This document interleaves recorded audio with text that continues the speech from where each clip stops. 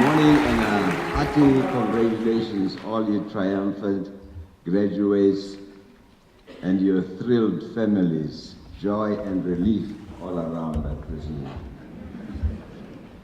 Today I want to try and interest you, if I can, in the revival of African heritage restoration back into our lives. I have chosen this subject not because of my obvious personal obsession with heritage, but for the innumerable alarming reasons that African society needs to heed from here on out. Primarily, the gradual demise of mother tongue in almost all countries on the African continent is such that most urban young people, including many university students, are incapable of speaking or understanding the languages their families and clans speak. It sinks like a sharp knife thrust into my chest when I speak an African language to a young person who responds by saying, "I don't understand what you're saying. I only speak English, or I'm colored, or I'm white and Indian. Don't you speak French?"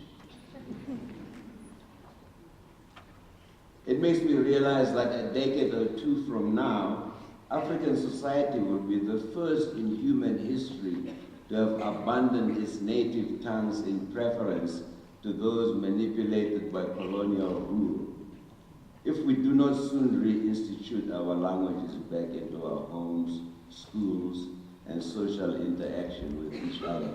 We have abandoned the literary excellence of our genealogical bonds in our praise poetry by instinctively drumming them out through psychologically subconscious heckling ululations, absolutely oblivious to this historic family information they contain.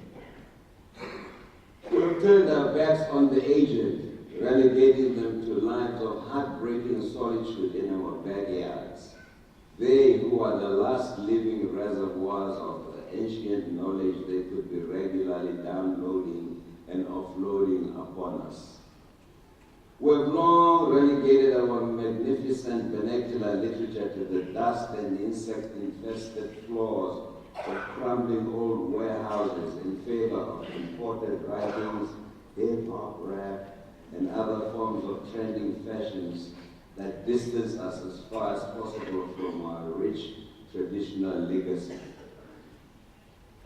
We need to study, learn, and teach our traditional music, dance, oral literature, etc. in our own academies and future educational institutions where we can revive and redevelop what has been lost from the positive content of our glorious history without abandoning the best of what the West has brought to our otherwise void, encrusted lives. Time is now for Africans to rediscover and regenerate the existing wealth of their artisanship and original design talents and skills so that we can begin to manufacture furniture, linens, cutlery, crockery, bedding, clothing, interior decor materials and fabrics, and other household goods for retail and export, not exclusive of traditional architecture and construction, to replace the frenzied purchase of commodities from other lands. I implore you to take these thoughts with you as you enter your new worlds.